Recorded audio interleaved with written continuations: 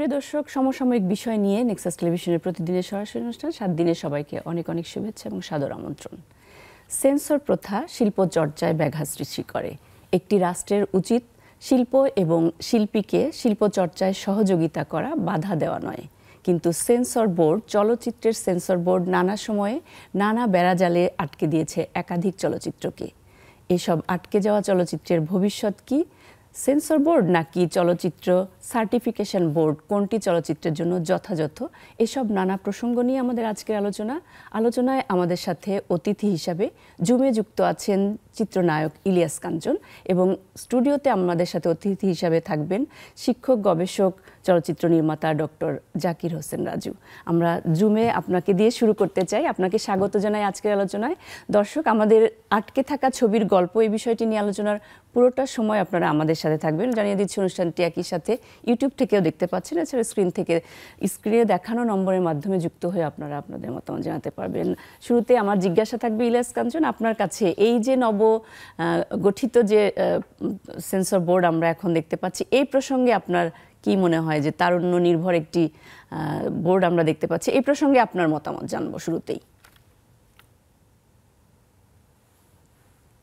আসলে সেন্সর তো হলো নিজের কাছে সবচেয়ে বড় জিনিস। একটা দায়িত্বশীল মানুষ, সমাজ সচেতন মানুষ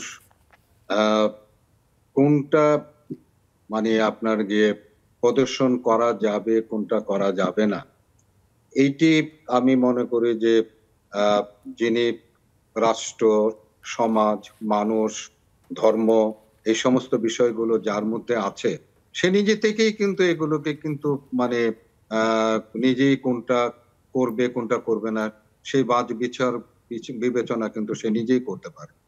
কিন্তু সেন্সর বোর্ড আসলে তৈরি করা হয়েছে এই জন্য যে যাদের মধ্যে বোধ শক্তিটা নেই, কিংবা হয়তো নিজেকে একরকম ভাবে ভাবে কিন্তু আসলে সমাজ সেটা সেইভাবে নেয় কিনা সেটি আসলে তার বিবেচ্য বিষয় থাকে না। তো এইভাবে যখন কোনো কিছু প্রদর্শন হয় তখনই কিন্তু আসলে সেন্সরের প্রয়োজন পড়ে। কারণ হলো যে তার মধ্যে যে বোধটি জাগে নাই সেটিকে ধরিয়ে দেওয়া, এবং সেটা যে সমাজের জন্য, রাষ্ট্রের জন্য, মানুষের জন্য মঙ্গলজনক নয়, সেটির জন্যই কিন্তু সেন্সর বোর্ডের আসলে সৃষ্টি হয়েছিল। তো যাই হোক, এর মধ্যে থেকে আবার এই সেন্সরের এই জায়গাটার মধ্যে আবার অপপ্রয়োগও হয়েছে, আমার ক্ষেত্রেও হয়েছে। আমি যখন ছবি নির্মাণ করেছি, যখন আপনার সেন্সর বোর্ড ছিল, আমার কাছ থেকে পর্যন্ত পয়সা নিয়েছে, খাম দিতে হয়েছে। একটা সময় ছিল খাম কাকে কতটুকু খাম দিলে পরে তারা এটাই করবে, এবং এটা ছাড়া কোনোভাবে তারা সেন্সর করতো না ছবিগুলো। এমনকি কিছু কিছু জিনিস আছে যারা সেন্সর বোর্ডে যারা থাকে তারা আসলে কিছু চামচা লোক থাকে, এবং এই চামচা লোকগুলো সরকারি লোকেরাই কিন্তু চয়েস করে তারা কিন্তু সেন্সর বোর্ডের মধ্যে নিয়ে আসে। এবং এই চামচা লোকেরা এতটাই চামচামি করে যে যেটা কিন্তু যারা নিয়োগ দিয়েছে, যে সরকার নিয়োগ দিয়েছে, তারা হয়তো এটা চায় না, কিন্তু এই চামচা লোকেরা কিন্তু চামচামির কারণে এতটাই বেশি চায় যে ওই ছবিটার উপর একটা খর্গ পড়ে যায়। যেমন আমি আমার একটা ছবির কথা বলি। সেই ছবিটির পরিচালক ছিলেন আপনার শ্রদ্ধেয় আমার গুরু, যিনি সুভাষ দত্ত। ওনার একটা ছবি ছিল, উনি নিজে কষ্ট করে নিজে প্রডিউসার ছিলেন সেই ছবিটি। সেই ছবির মধ্যে আমার যে ছোট বোন, তার নাম ছিল পুতুল। এই পুতুল নামটি আপনার সেন্সর বোর্ডে সেন্সর করতে চায়নি, এবং করেও নেই কিন্তু। এবং একটা জানেন যে আপনারা একটা ছবি মোটামুটি পূর্ণাঙ্গ করে তার সাউন্ড, তার ব্যাকগ্রাউন্ড, তার ডায়লগ সমস্ত কিছু কমপ্লিট করে কিন্তু সেন্সর বোর্ডে দিতে হয়। আমি যেটা প্রদর্শন করব সেই প্রিন্টটাই কিন্তু দিতে হয়। ঠিক সেই সময় এই সুভাষ দত্তের মতন একজন পরিচালকের একটা ছবি, সেই পুতুল নামটি বললো যে এই নাম যেখানে যত জায়গা আছে এটা আপনাকে কেটে বাদ দিতে হবে, অন্য নাম রাখতে হবে। আপনি চিন্তা করেন কত একটা ডিফিকাল্ট একটা ব্যাপার। কিন্তু পুরো ছবির বহু জায়গার মধ্যে পুতুল নামটি আছে। তো এই পুতুল নামটি কেন কেটে ফেলতে হবে সেটি বলা হলো যে এই পুতুল নাম আমাদের প্রাইম মিনিস্টারের ডাক নাম পুতুল, প্লাস আরেকজন প্রাইম মিনিস্টারের মেয়ের নাম পুতুল, এর জন্য এই নাম রাখা যাবে। তো এই যে এইরকম কিন্তু আরেকটি যে আমার নিজের প্রযোজিত একটা ছবির ঘটনা আমি আপনাদের বলি। সেইখানে ছিল যে আমাকে আপনার পুলিশে ধরে নিয়ে যায়, অন্যায়ভাবে নিয়ে যায়। তারপরে সেই অন্যায়ের প্রতিবাদ করার জন্য আমার স্ত্রী তার লোকজন নিয়ে আরো কিছু মানুষকে নিয়ে আপনার ওই আন্দোলন করে আমাকে সেখান থেকে ছাড়িয়ে আনার জন্য। তো তখন ওই যে খারাপ লোকেরা পুলিশের সঙ্গে সহযোগী থাকে, তো সেই খারাপ লোকেরা পুলিশকে দিয়ে আমার স্ত্রীকে ধরে নিয়ে যায়। নিয়ে যাওয়ার পর ওই পুলিশে বলে যে নেত্রী সাচ্চ নেত্রী। তো তখন বলতেছে সেন্সর বোর্ড যে এই নেত্রী শব্দ রাখতে পারবেন না, নেত্রী শব্দ কেটে ফেলতে হবে। তাই আমি বললাম কেন? বললো যে নেত্রী হলো গিয়ে বাংলাদেশে মাত্র 2 জনই নেত্রী যাদের নামের আগে নেত্রী শব্দ ব্যবহার করা যায়, আর কেউ ব্যবহার করতে পারবেন। তো এইরকম কিছু মানুষ আপনার এই সেন্সর বোর্ডে প্রায় সময় থাকতো, এবং তারা এই ধরনের আপনি দেখেন এই যে 2টা ঘটনার কথা বললাম, এবং আমাদেরকে কিন্তু এগুলো কেটে ফেলতে হয়েছে, এবং সুভাষ দত্তকে আবার নতুন করে ডাবিং করতে হয়েছে। সুভাষ দত্তের মতন একজন পরিচালক যিনি ইন্টারন্যাশনালি রিকগনাইজ, যার ছবি বিদেশ থেকে পুরস্কৃত হয়েছে, সেই পরিচালককেও কিন্তু এইরকম বাধাগ্রস্ত হতে হয়েছে। যার জন্যই কিন্তু এই একটা দাবি সবসময় চলে আসছিল যে আসলে সেন্সর বোর্ড, এই ধরনের সেন্সর বোর্ডে থাকার দরকার। আরেকটি কথা যেটি আমি প্রথমেই বললাম যে সেন্সর বোর্ড আবার কিছু মানুষের জন্য কিন্তু দরকার আছে, যারা নিজেদেরকে সেন্সর করতে জানে, কোনটা আসলে আমার মানে সমাজ, রাষ্ট্র, মানুষ তার জন্য উপকারী, সেইটিও কিন্তু তারা বোঝে না। এমন কিছু জিনিস ছবির মধ্যে সংযুক্ত করেন। আপনারা জানেন যে একটা সময় কি অশ্লীলতার মধ্যে চলচ্চিত্র পতিত হয়েছিল। তো সেই মানুষগুলোর জন্য আসলে সেন্সর বোর্ডের দরকার ছিল। যাই হোক, এখন সেই সমস্ত ছবিগুলোকেও এখন যে নিয়ম করেছে সেন্সর সার্টিফিকেট মানে বোর্ড, তো সেইটাতে বোধহয় একটা গ্রেডিং সিস্টেম করবে। আমরা আপনার কাছ থেকে আলোচনা থেকে আমরা বুঝতে পারলাম, আমরা সবসময় কিন্তু বাইরে যারা আমরা চলচ্চিত্রের সাথে খুব বেশি যুক্ত নই, আমরা এরকম কিন্তু বেশিরভাগই আমরা জানতে পারি যে অশ্লীলতার কারণেই কিন্তু চলচ্চিত্রগুলোকে আটকে দেওয়া হয়। কিন্তু যে সূক্ষ্ম সূক্ষ্ম কিছু বিষয়ের কথা আপনি বললেন, এতে করে আসলেই অবাক হওয়ার মতো যে এত সূক্ষ্ম কারণেও সেটাকে আটকে দিচ্ছে। আমরা আরো একটু এইভাবে মানে আরো কি কি জায়গায় আটকে দেওয়া হয়, আমরা এই প্রসঙ্গে আরেকটু শুনতে চাই। আরেকটু সেটা আটকে দেওয়া হয় যেটি হলো যে আপনার রাজনৈতিক ছবি যখন করা হয়, এটা মানে একটা মানে ভয়ঙ্কর একটা বিষয়। কিন্তু এই যে যেমন আপনাদের আমি বলি, মুক্তিযুদ্ধের উপরে নির্মিত একটি ছবি, সেটি ছিল আপনার আমার খুবই একটা মানে মানে মানুষের খুব পছন্দের একটা ছবি, সিপাহী ছবি। এবং এই ছবিটি মুক্তিযোদ্ধারা যখনই দেখতো তখনই কিন্তু তাদের চোখে পানি ধরে রাখতে পারতো না। সেই ছবিটিকেও কিন্তু আপনার যেখানে মানে ডায়লগ ছিল রাজাকারের বাচ্চা, এই রাজাকারের বাচ্চা এই ডায়লগ কিন্তু মানে দিতে দেয়নি, কিন্তু বলেছে যে না এই ডায়লগ দেওয়া যাবে। তো তারপরে রাজাকার শব্দ ব্যবহার করা যাবে না। তো এক একটা সময় এক একটা সরকারের সময় কিন্তু এক এক রকমের কিন্তু আপনার প্রবলেম হয়। এবং এই ছবিটি, সিপাহী ছবিটি 1.5 থেকে 2 বছর এটা কিন্তু আপনার বন্ধ করে রাখা হয়েছিল। পরে কিন্তু এটা আপনার ওই আন্দোলন করে কিন্তু এটাকে কিন্তু মুক্তি করা হয়েছিল। ঠিক তেমনি ভাবে পাকিস্তানের আমলেও কিন্তু আপনারা জানেন যে জীবন থেকে নেওয়া এই ছবিও কিন্তু ব্যান করে দেওয়া হয়েছিল কিন্তু এই রাজনৈতিক কারণের জন্য। তো তারপরে কিন্তু সেটা কিন্তু ওই সময় কিন্তু মানে ছাত্র জনতা সকলে মিলে কিন্তু মানে রাস্তায় নেমেছিল, সেই ছবিও কেউ কিন্তু আবার ওই আন্দোলন করে কিন্তু এটাকে মুক্তি দিতে হচ্ছে। ঠিক তেমনি ভাবে দেশ স্বাধীনের পরেও কিন্তু এই যেটি বললাম যে মুক্তিযুদ্ধের ছবি, আপনার দুর্নীতির জন্য ছবি, এগুলো আমরা আসলে করতে পারি না। এমনকি এমনও দেখা গেছে যে কোনো একটা গোষ্ঠীর মানে আপনার দুর্নীতি যদি দেখাতে যাওয়া হয়, তো সেইখানেও কিন্তু আপনাকে বাধাগ্রস্ত করা হয়। যেমন আপনারা আমি একটা কথা বলি, আমার নিজের আরেকটি ছবির কথা বলি। সেই ছবির মধ্যে আপনার ওই একটা কমেডি সিন ছিল, এবং সেই কমেডিয়ান মানে রোলটা যেটা ছিল সেটা একজন উকিল সাহেবের রোল ছিল আর। তো সেই উকিল সাহেবের রোলের মধ্যে একটু হাসির ব্যাপার ছিল যে একজন লোক তার জমির সমস্ত দলিল একটা মানে আপনার টুকরি করে নিয়ে আসছে আর কি। এত দলিল যে হাতে করে নিয়ে আসতে পারে না, টুকরিতে করে নিয়ে আসছে। তো এখন সে তখন বলতেছে যে এরকম এত দলিল আমি এটা করবো কখন, তোমার এটা কেমনে কি করবো। তো তখন তার হাতে কাছে একটা ছাতি ছিল, সেই ছাতি দিয়ে সে বোঝাচ্ছে যে আসলে গন্ডগোলটা কোথায়। তো তখন এটা যখন বোঝাচ্ছে, তো এইটা ওই উকিল সাহেবের পছন্দ হয়নি আর কি। পছন্দ না হতে, এটা বগুড়াতে ছিল, বগুড়া থেকে উনি কিন্তু আমার এই ছবির বিরুদ্ধে মামলা করে দিলেন যে এটা আমাদেরকে অপমান করা হচ্ছে, উকিলদেরকে আমাদের অপমান করা হচ্ছে, এই এই ছবিকে ব্যান করা হোক। এরকম ভাবে অনেক ছবি কিন্তু এরকম মানে ঘটনার শিকার হয়েছে। পরবর্তী সময় আমি বললাম যে আমি কিন্তু, আপনি মামলা করেছেন, আমি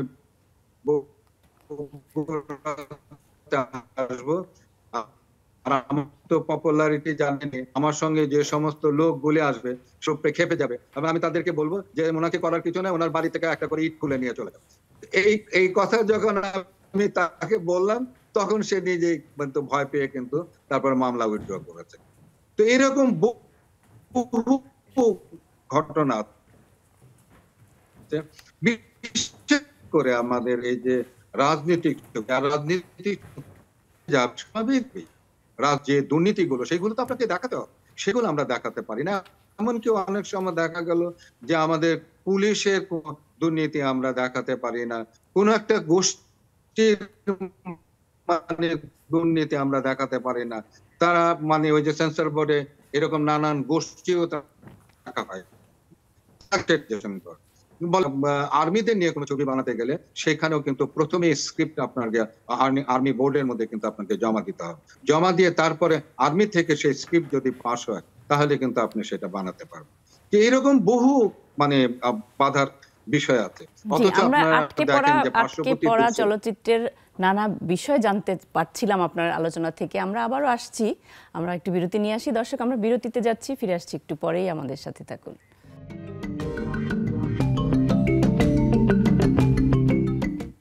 দর্শক, বিরতির পর আবার আমন্ত্রণ। আটকে পড়া ছবির গল্প বিষয়টি নিয়ে আমরা কথা বলছি। স্টুডিওতে আমাদের সাথে আছেন শিক্ষক, গবেষক এবং চলচ্চিত্র নির্মাতা ডক্টর জাকির হোসেন রাজু, এবং জুমে আমাদের সাথে যুক্ত আছেন চিত্রনায়ক ইলিয়াস কাঞ্চন।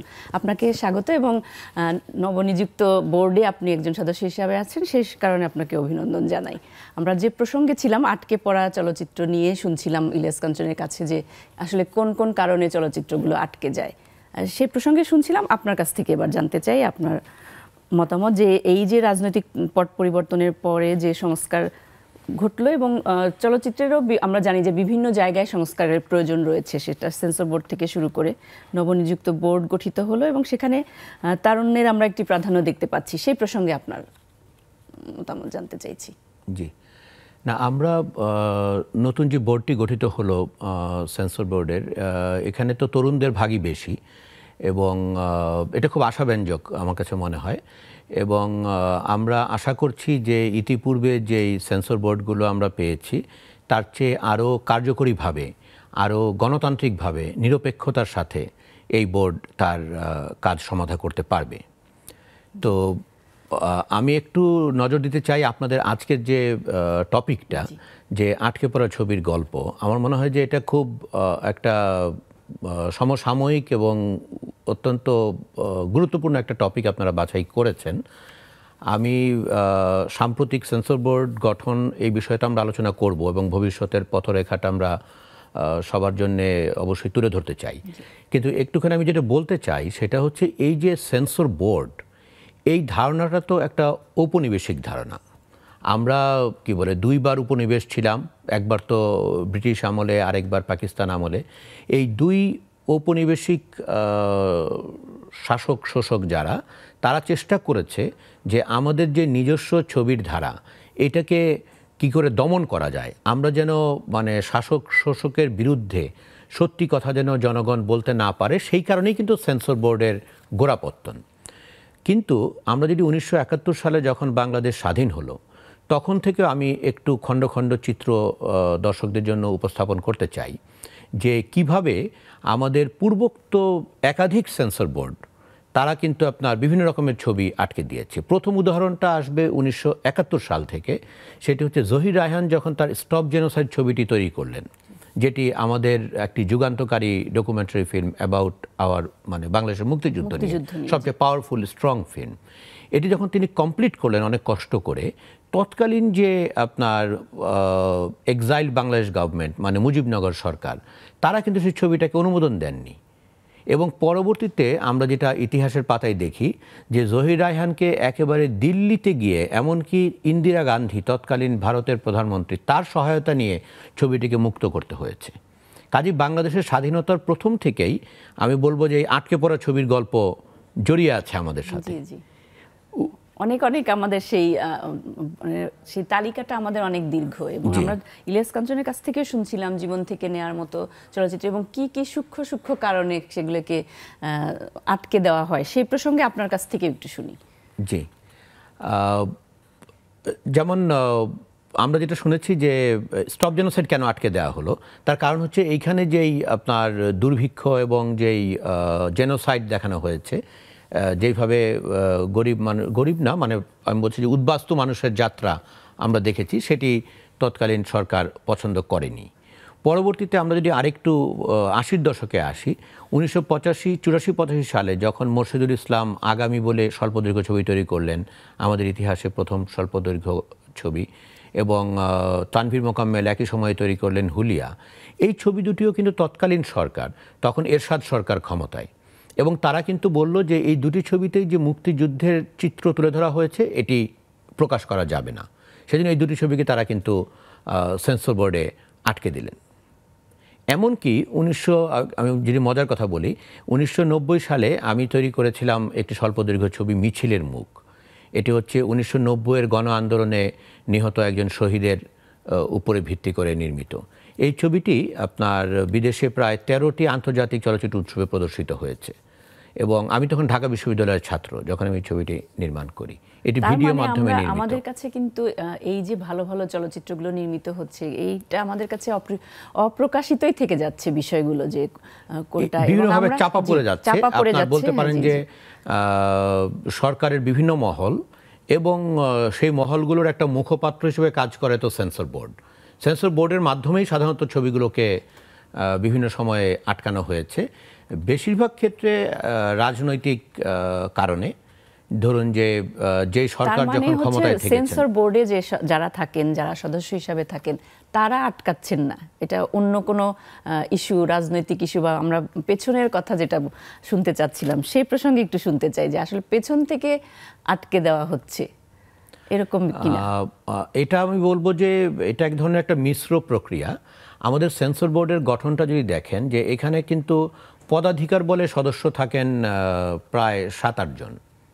এর মধ্যে আছেন আপনার তথ্য সচিব, আইন সচিব, তথ্য মন্ত্রণালয়ের আপনার অ্যাডিশনাল সেক্রেটারি চলচ্চিত্র, এরকম অনেকগুলো পদাধিকার বলে তারা থাকেন, যারা হচ্ছেন সরকারি আমলা। এর বাইরে বিশেষজ্ঞ পর্যায়ের কয়েকজন থাকেন।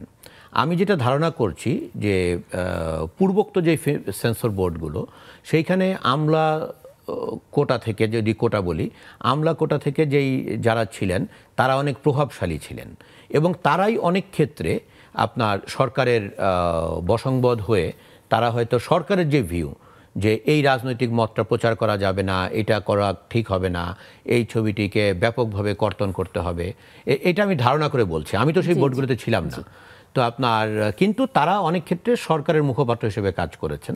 একই সাথে যারা বিশেষজ্ঞ পর্যায়ের সদস্য হয়েছেন, তাদেরও অনেক ক্ষেত্রে তৎকালীন সরকারের সাথে সংশ্লিষ্টতা থাকতে পারে, এবং সেই সংশ্লিষ্টতা থেকে তারা হয়তো সিদ্ধান্ত গ্রহণে ভূমিকা রেখেছেন যে কোন ছবিটি আটকানো উচিত, কোন ছবিটি আমরা মানে কর্তন করতে পারি, এই ধরনের।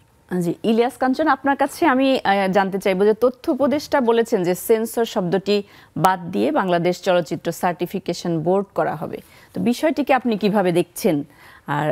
আর শুধুমাত্র কি নাম বদলাবে, নাকি পরবর্তীতে এর কর্মকাণ্ডও বদলাবে? এই প্রসঙ্গে আপনার কি আশাবাদ? আশাবাদ কিন্তু আমি প্রথমেই যে কথাটা বলেছি, যে যারা ছবি নির্মাণ করেন তাদের মন মানসিকতার একটা ব্যাপার, যেটা আমি বলে আসছি, প্লাস যারা ওখানে থাকেন মানে সার্টিফিকেট বোর্ডই বলেন আর সেন্সর বোর্ডে বলেন, যারা ওখানে থাকেন তারা কতটুকু পরিবর্তন হবেন, তাদের মন মানসিকতা কতটুকু পরিবর্তন হবে, সেটার উপরেই কিন্তু আসলে নির্ভর করছে যে ভালো না মন্দ কোনটা, আমরা যে এর ফল কি আমরা পেতে যাচ্ছি, ওই মানুষগুলোর উপরে কিন্তু আসলে নির্ভর করছে।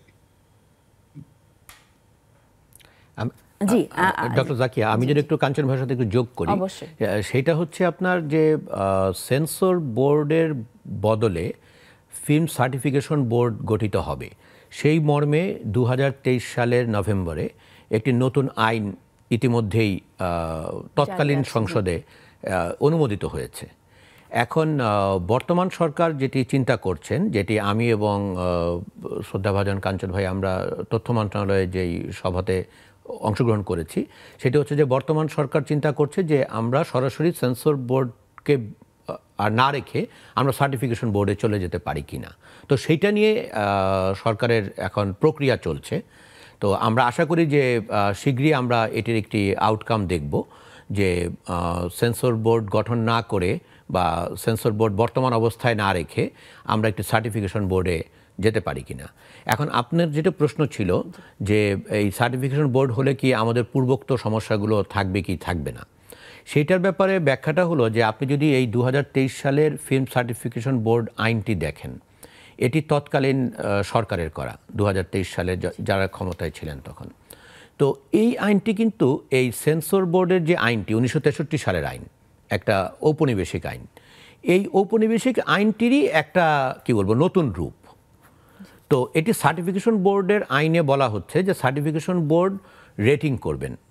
ধরুন আমরা বিদেশে যেটা দেখেছি এত বছর ধরে আমরা চেয়ে আসছি, সত্যি কথা বলতে এটা আমাদের সব ধরনের চলচ্চিত্র কর্মীদের পক্ষ থেকে একটা বড় চাওয়া ছিল যে আমরা সেন্সর চাই না, আমরা রেদার সার্টিফিকেশন চাই। সার্টিফিকেশনের মাধ্যমে অডিয়েন্সের যে বিভিন্ন গ্রুপ, আপনার ধরুন যে এখন কি হয় যে 12 বছর বয়সের বাচ্চা, 82 বছর বয়সের বৃদ্ধ, তারাও কিন্তু একই ছবি দেখছেন।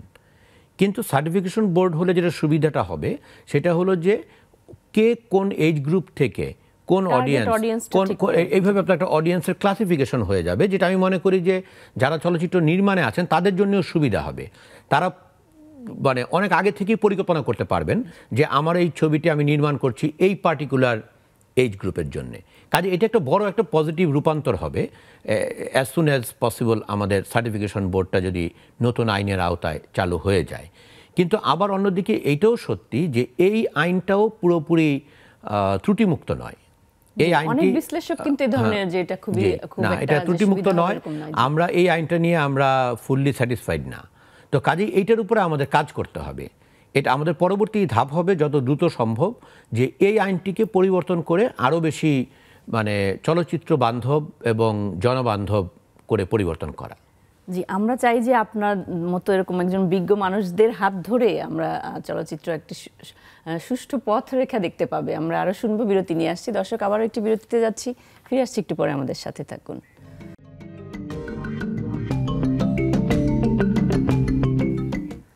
দর্শক, বিরতির পর আরও একবার আমন্ত্রণ সবাইকে। আমি ইলিয়াস কাঞ্চন, আপনার কাছ থেকে আমি একটু শুনতে চাইবো যে এই যে আমাদের আপনি দীর্ঘদিন ধরে চলচ্চিত্রের সঙ্গে যুক্ত আছেন এবং আমরা দেখতে পাচ্ছি যে পরিবর্তিত গণ অভ্যুত্থানের মধ্যে দিয়ে পরিবর্তিত একটি সরকার এবং সেখানে নানা সংস্কারের মধ্যে দিয়ে আমরা চলচ্চিত্র সেন্সর বোর্ডেও আমরা পরিবর্তন দেখছি। সব মিলিয়ে আসলে নতুন যারা আসছেন বা আসলেন তাদের জন্য কতটা চ্যালেঞ্জের হবে একটু আপনার কাছ থেকে জানতে চাই এই প্রসঙ্গে।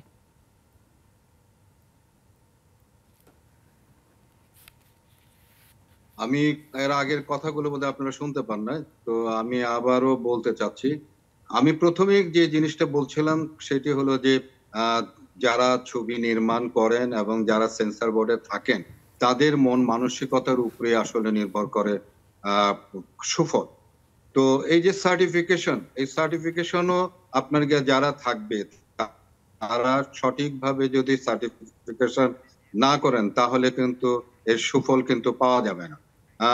পাশাপাশি আপনার সার্টিফিকেশনের পরে সিনেমা হলগুলো আমরা যেটা দেখেছি যে সিনেমা হলে যে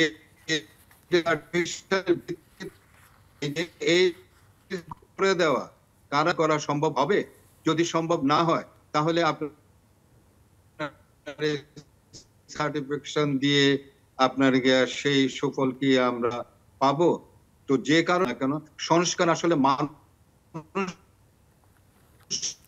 মানুষের মধ্যে যদি না হয় তাহলে কিন্তু আমরা এই সুফল কিন্তু কোনোদিনে পাবো না। যান্ত্রিক ত্রুটি রয়েছে, আমরা একটু আপনার কাছ থেকে শুনতে চাই এই প্রসঙ্গে, যে আমি একটু চ্যালেঞ্জের কথাগুলো যদি জিজ্ঞেস করি এই প্রসঙ্গে আপনি কি বলবেন? চ্যালেঞ্জ তো বেশ কিছু চ্যালেঞ্জ আছে। মানে প্রথমত আমি বলবো যে একটা যেটা আমি ভালো দিকটা একটু বলতে চাই, বলা দরকার, সেটা হচ্ছে যে নতুন যে সেন্সর বোর্ড হয়েছে এটি পরবর্তীতে সার্টিফিকেশন বোর্ডে রূপান্তরিত হবে বলে আমরা আশা করছি। তো এইখানে যে ব্যক্তিবর্গ, বিশেষ করে যারা পদাধিকার বলে নয়, যারা ধরুন আপনার অন্য অঙ্গন থেকে বিশেষজ্ঞ হিসেবে এখানে যাদের নাম প্রস্তাব করা হয়েছে, আমরা দেখতে পাচ্ছি যে এখানে তরুণদের একটা বড় অংশ, এবং তাদের এই তরুণদের অনেকেই চলচ্চিত্র আন্দোলন থেকে তারা উঠে এসছে, এবং আরও যারা আছেন বিভিন্ন জায়গা থেকে, যেমন একজন স্বনামধন্য লেখক আছেন ওখানে। তো এরা কিন্তু কোনো নির্দিষ্ট কোনো দল মতের প্রতিনিধিত্ব করছেন না। আমি এটা গুরুত্ব দিয়ে বলতে চাই যে অতীতে আমরা দেখেছি যখনই যেই রাজনৈতিক সরকার ক্ষমতায়, তারা সাধারণত তাদের নিজস্ব দলমতের লোককেই তারা প্রেফার করেন, সেইভাবে তারা সাধারণত সেন্সর বোর্ডকে গঠন করেছেন। এইবারের যেই লোকগুলোকে আমরা দেখছি এর মধ্যে বেশ কয়েকজন তো সরকারের পদাধিকারী, কিন্তু পদাধিকারী ব্যক্তি ছাড়া বাকিরা কিন্তু আপনার বিভিন্ন ক্ষেত্র থেকে তাদেরকে নেওয়া হয়েছে, চলচ্চিত্র ক্ষেত্র থেকে, এবং আমরা বলতে পারি এক ধরনের স্বচ্ছ সিলেকশন হয়েছে। কাজে আমি আশাবাদী যে এই ব্যক্তিবর্গ যখন কাজে বসবেন তারা নিরপেক্ষ দৃষ্টিকোণ থেকে চলচ্চিত্রের মান বিচার করে, তার যে কন্টেন্ট এবং অ্যাপ্রোচ সেইটা বিচার করে তারা সিদ্ধান্ত নেবেন যে এটি সার্টিফিকেশন পেলে কী ধরনের সার্টিফিকেশন পাবে। সেটা আমি যথেষ্ট আশাবাদী এই বোর্ডের কাছে।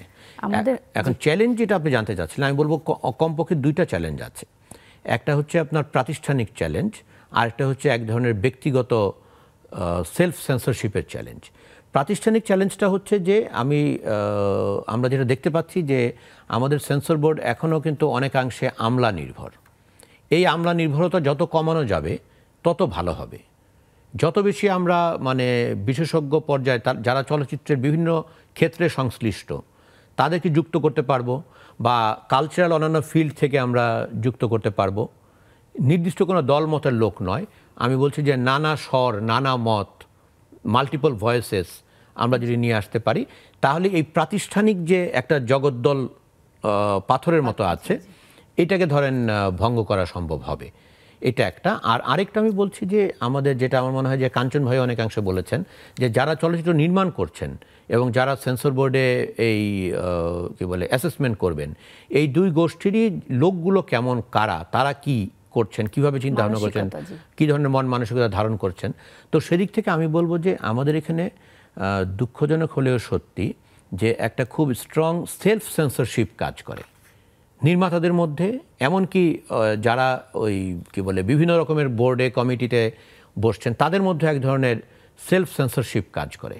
আমি একটা উদাহরণ দিতে চেয়েছিলাম যে 90-এর গণ আন্দোলনের উপরে ভিত্তি করে আমার নির্মিত যে ছবিটি মিছিলের মুখ, এটি 1991 সালে যখন তৎকালীন তত্ত্বাবধায়ক সরকারের মাধ্যমে নতুন সরকারের নির্বাচন অনুষ্ঠিত হবে, আপনার মনে আছে 1991-এর জানুয়ারিতে প্রথম আমাদের যাত্রী শাহাবুদ্দিনের অধীনে যেই নির্বাচন হলো, তখন আপনার আমরা একটা নতুন ধরনের সরকার পাবো এরকম প্রত্যাশায় ছিলাম সেই সময়ে একটাই মাত্র টেলিভিশন চ্যানেল, সেটা হচ্ছে বাংলাদেশ টেলিভিশন। বাংলাদেশ টেলিভিশনের তৎকালীন মহাপরিচালক অথবা উপমহাপরিচালক আমাকে আমন্ত্রণ জানালেন তার সাথে দেখা করার জন্য, যে তারা আমার নির্মিত যেই মিছিলের মুখ, সেটি বলা যায় এখন পর্যন্ত 90-এর গণ অভ্যুত্থান নিয়ে নির্মিত এটি একমাত্র উল্লেখযোগ্য প্রামাণ্যচিত্র। তো এটি তারা দেখাতে চান। তো আমি তখন তরুণ ছাত্র, আমি খুব খুশি হলাম যে আমার নির্মিত ছবিটি বাংলাদেশের অনেক লোক দেখতে পাবে, কারণ বিটিভি তখন একমাত্র চ্যানেল। কিছুদিন পর তিনি আমাকে আবার ডাকলেন, ডেকে বললেন যে ওনাদের একটা আভ্যন্তরীণ সেন্সর কমিটি আছে বিটিভির ভেতরে। সেই আভ্যন্তরীণ সেন্সর কমিটি আমার ছবিটি দেখে তারা অনেকগুলি কাট তারা প্রপোজ করেছেন। আমি এইগুলো, এবং আমি তার নামটি আমি এখন বলতে চাচ্ছি না, তিনি প্রয়াত হয়েছেন, তিনি আমাদের খুব স্বনামধন্য একজন কালচারাল পার্সোনালিটি। তো তিনি আমাকে বললেন যে রাজু, তুমি যদি এইগুলো করো তাহলে আমরা তোমার ছবি দেখাতে পারবো। এবং আমি কিন্তু ছবিটা নির্মাণ করেছি আমার বৃত্তির টাকা দিয়ে। এই ছবিটি দেখানো হলে তখনকার সময় বিটিভি থেকে আমি একটা উল্লেখযোগ্য পরিমাণ টাকাও পেতাম। আমি এটা উল্লেখ করছি যে সেই সময়কার পরিস্থিতি বোঝানোর জন্য। আমাকে যখন বললো যে আমাকে 4-5টা 6টা জায়গায় কাট করতে হবে, এবং কাট করতে হবে কি, এরশাদের সিন কাট করতে হবে, রওশন এরশাদের সিন কাট করতে হবে। এবং খেয়াল করেন তখন কিন্তু এরশাদের পতন হয়ে গিয়েছে, তারপরের কথা বলছি। তা আমি অবশ্যই আমি বলেছি আমি এই ছবির কোনো জায়গায় আমি কোনো কাট করব না। তাতে যদি বিটিভি আমার ছবি না দেখায় তাহলে আমি হ্যাপি, কিন্তু আমার পক্ষে কোনো একটা মানে মিনিমাম কোনো কাট করা অসম্ভব ব্যাপার। আমার ছবিটা স্বল্প দৈর্ঘ্যের ছবি, কিন্তু এটা খুব সুচিন্তিতভাবে নির্মিত একটা ছবি। তো কাজে আমি কিন্তু রাজি হইনি, এবং তার ফলে এটা বিটিভিতে কখনো দেখানো হয়নি। অ্যাকচুয়ালি বাংলাদেশের কোনো টেলিভিশন চ্যানেলই দেখানো হয়নি। তো আমি এটা উদাহরণস্বরূপ বলছি যে এরশাদের পতনের পরেও যে এরশাদের এটা দেখানো যাবে না, এরশাদের ছবিতে জনগণ জুতো মারছে, হ্যাঁ, যেটা রাজপথের চিত্র ছিল, যে আপনার তার পতনের পরে তার পোস্টারে, এরশাদের পোস্টারে মানুষজন এসে জুতো মারছে, এইটা দেখানো ঠিক হবে না। এই রকমের একটা এই সেলফ সেন্সরশিপ আমাদেরকে সবসময় তাড়া করে বেড়ায়। তো আমার মনে হয় যে এটা বলার উচিত আমাদের, যে আমরা অনেক সময় শুধু সেন্সর বোর্ড এটা করেছে, সেন্সর বোর্ড ছবিটা আটকে রেখেছে, এটা বলি কি, কিন্তু এটা অবশ্যই সত্যি, কারণ তারা তো সবচেয়ে ভিজিবল প্রাতিষ্ঠানিক ফোর্স। কিন্তু অন্যদিকে আমাদের নির্মাতা, প্রদর্শক সবার মধ্যে কিন্তু একটা সেলফ সেন্সরশিপের ভীতিও আছে। আমার মনে হয় যে এটা সময় এসছে যে এই সেলফ সেন্সরশিপের ভিতরে আমাদের কাটাতে হবে। কারণ আমি মনে করি যে বিটিভির তৎকালীন যে মহাপরিচালক, উপমহাপরিচালক, তারা যদি সাহসী স্ট্যান্স নিতেন, কিছুটা সাহসী হতেন, তাহলে এই ছবিটা দেখানো বরং বিটিভির জন্য ভালো হতো। কারণ 90-এর গণ অভ্যুত্থান অলরেডি অনুষ্ঠিত হয়ে গিয়েছে, মানুষজন দেখতে চায় 90-এর গণ অভ্যুত্থানের উপরে ছবি। সেক্ষেত্রে কি আমাদের ইন্ডাস্ট্রিতে সাহসী লোকের অভাব কিনা, আমি ইলিয়াস কাঞ্চন আপনার কাছ থেকে এই বিষয়ে একটু জানতে চাইবো। আমাদের চলচ্চিত্র ইন্ডাস্ট্রিতে কি আমাদের সাহসী লোকের বা সাহসী নির্মাতার অভাব কিনা রয়েছে? না, সাহসী নির্মাতার অভাব আমাদের যথেষ্ট সাহসী মানুষ আছে, এবং ব্যান্ড হয়েছে বা জনগণকে নিয়ে রাস্তায় নেমে তারপরে সেই ছবিগুলো মুক্তি ব্যবস্থা করা হয়েছে। কিন্তু আমাদের দেশে যে উনি যে বললেন, আমাদের দেশে আরো একটা সেন্সর আছে। আমাদের ডিসি সাহেবরা যখন খুশি তাদের মন মতো যদি কোনো কিছু না, ওনারাও কিন্তু এই ছবি আটকে পারেন। যেহেতু আজকে আপনার হলো, টাইটেল হলো আটকে, এই যে বিষয়গুলো আছে। আরেকটা যেটা আমি বললাম আর কি, যে সার্টিফিকেশন যে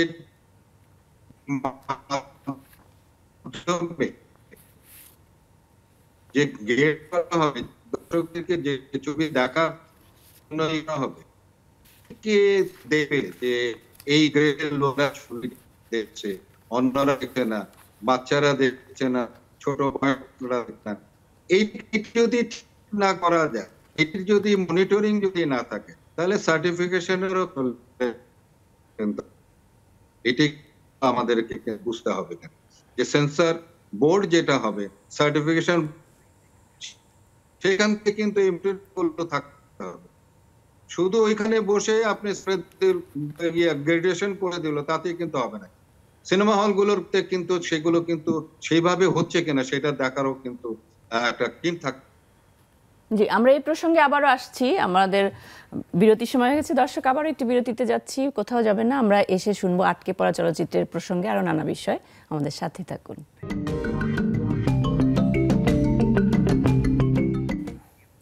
দর্শক, বিরতির পর আবারও আমন্ত্রণ। আমরা একদম শেষ পর্যায়ে চলে এসেছি। আমি ইলিয়াস কাঞ্চন আপনার কাছ থেকে একটু জানতে চাইবো যে আমরা গত কয়েক বছরে চলচ্চিত্র নির্মাণে আমরা বেশ খানিকটা সুবাতাস দেখেছি। এই বিষয়টি একটা, আর আরেকটি বিষয় যে আমরা সবসময় দেখি এফডিসিতে মানে খুব ধীর গতিতে সবকিছু চলে আর কি। সেই প্রসঙ্গে আমরা একটু শুনবো আপনার কাছ থেকে। প্রশ্নটা আবার একটু করলে ভালো হয়। আমি যেটা বলছিলাম, শুরুর প্রশ্নটা আমি দুইটা প্রশ্ন করেছি। একটি হচ্ছে আমাদের বিগত 2-3 বছরে আমরা বেশ সুবাতাস দেখেছি চলচ্চিত্র অঙ্গনে। এই বিষয়টি নিয়ে আপনার প্রত্যাশা আগামীতে কেমন, এবং এফডিসির কার্যক্রম সবসময় এত ধীর গতিতে কেন হয়, এই প্রসঙ্গে এটি কি আরেকটি প্রসঙ্গ? এফডিসিতে কার্যক্রম ধীর গতিতে হওয়ার প্রধান কারণটা হলো যে সত্যিকার অর্থে এফডিসি এবং চলচ্চিত্রকে যারা ভালোবাসে, চলচ্চিত্রের উন্নয়ন, নাম কিন্তু চলচ্চিত্র উন্নয়ন কর্পোরেশন, উন্নয়নের জন্য যারা চিন্তা ভাবনা করবে সেই জায়গা থেকে এখানে কিন্তু আপনার প্রশাসক যাদেরকে নিয়োগ করা হয় তারা কিন্তু এখানে আনা খানে। তো কাজেই চলচ্চিত্রের মানুষ যদি এখানে মানে সেরকম মানুষ, তাহলে হয়তো সে যতটা এই চলচ্চিত্র সম্পর্কে জানতো, চলচ্চিত্রকে কিভাবে উন্নয়ন করা যায় সেটা বুঝতো, কি কি সুযোগ সুবিধা দিলে পরে মানুষ এখানে কাজের আগ্রহী হবে, মানুষের কাজের জন্য সুবিধা হবে, সেই বিষয়গুলো কিন্তু আপনার এখানে কিন্তু করা হয় না কিন্তু। তো যে কারণের জন্য এখানে অনেক ধীরগতি হয়। কারণ হলো যারা এখানে আসে এবং এখানে বিশেষ করে দেখবেন যে যাদেরকে এখানে পাঠানো হয় তাদের হয়তো ওই শেষ বয়সে আপনার অবসর নেওয়ার আগের যে সময়টা থাকে সেই সময়টা এখানে পাঠানো। তো এইভাবে আসলে চলচ্চিত্রের তো উন্নয়নটা সেভাবে হওয়ার কথা না।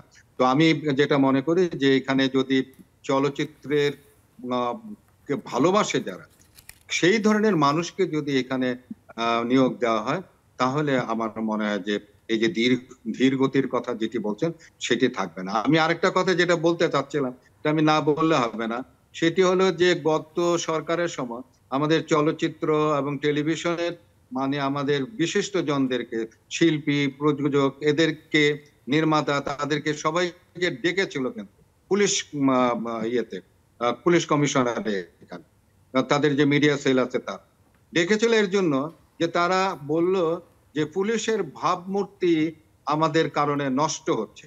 তো সেই ভাবমূর্তি যে নষ্ট না হয় সেটার জন্য তারা আমাদেরকে উপদেশ দেওয়ার জন্য আমাদেরকে ডাকা হয়েছে।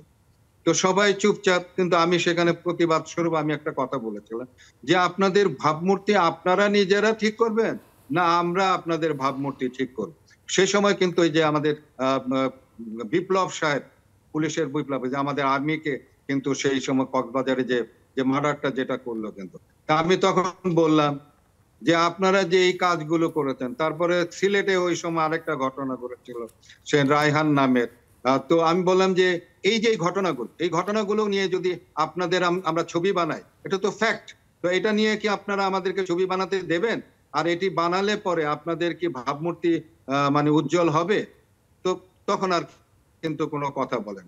তো এই যে এই বিষয়গুলো কিন্তু আছে, যে শুধু যে আমাদের সেন্সর বোর্ড, সার্টিফিকেশন বোর্ড সেটা না, কিন্তু এর বাইরেও কিন্তু আমাদেরকে কিন্তু চলচ্চিত্র নির্মাণের ক্ষেত্রে যে বাধাগুলো আছে সেই বাধাগুলো মানে আসলে বলার মতো না, অনেক বাধা কিন্তু। জি জি, অনেক ধন্যবাদ আপনাকে। আমি জাকির হোসেন রাজু আপনার কাছ থেকে জানতে চাইবো যে এই যে আমরা বছরের পর বছর ধরে যে চলচ্চিত্রগুলো আটকে আছে আমরা দেখতে পাই বা আছে আমরা এখনো জানি, সেই আটকে থাকা চলচ্চিত্রগুলো নিয়ে কি ভাবনা রয়েছে পরবর্তীতে? এগুলো কি মানে মুখ দেখবে কিনা, আলোর মুখ দেখবে কিনা? না, আমি তো খুবই আশাবাদী যে আলোর মুখ দেখবে আপনার, এবং বর্তমানে যেই গণ অভ্যুত্থানের মধ্য দিয়ে যে জন আকাঙ্ক্ষার সরকার আমরা পেয়েছি তাদের কাছে আমাদের অনেক আশা ভরসা। তো সেদিক থেকে আমি তো অবশ্যই আশাবাদী যে এই ছবিগুলো আলোর মুখ দেখবে। এখন একটা বিষয় যেটা বুঝতে হবে সেটা হলো যে বেশ কিছু ছবি আপনার সেন্সর বোর্ডে আবেদন করার পরে এগুলোকে আবার আপিল বোর্ডে পাঠানো হয়েছে। কাজেই যেই আপিল বোর্ডে যে ছবিগুলো চলে গিয়েছে, মনে করুন যে মোস্তফা সরোয়ার ফারুকীর স্যাটারডে আফটারনুন, আমি যতটুকু জানি যে সেই ছবিটি ইতিমধ্যেই আপিল বোর্ডে গিয়েছে। তো আপিল বোর্ডের ছবিগুলো কিন্তু নতুন আপিল বোর্ড গঠিত হবে খুব শীঘ্রই, আমরা আশা করছি। সেই নতুন আপিল বোর্ড নিশ্চয়ই সেই ছবিগুলোকে পুনর্বিবেচনা করবেন। আর যদি সেন্সর বোর্ডের কাছে, যেটি অচিরেই সার্টিফিকেশন বোর্ড হয়ে যাবে বলে আমরা আশা করছি, তাদের কাছে যদি কোনো ছবি ইতিমধ্যে আটকে গিয়ে থাকে, আমরা যারা নতুন বোর্ডের জন্য ইতিমধ্যে প্রপোজড হয়েছি তারা আমরা বসে অবশ্যই আমরা খুব আমি বলবো যে সুচিন্তিতভাবে আমরা চেষ্টা করব যে ছবিগুলো আটকে আছে এগুলো যদি মানে আইনের ধারা এবং আমাদের যে রাষ্ট্রীয় নিরাপত্তা ইত্যাদি এই সব কিছু বিবেচনা করে ছবির মেরিট অনুযায়ী আমরা, সত্যি কথা বলতে আমি বলবো যে যারা এখানে পদাধিকার বলে নয়, কিন্তু বাইরে থেকে যারা সদস্য হয়েছেন তারা সবাই কিন্তু একযোগে আমরা মনে করি যে শিল্পকলার কোনো সেন্সরশিপ হতে পারে না।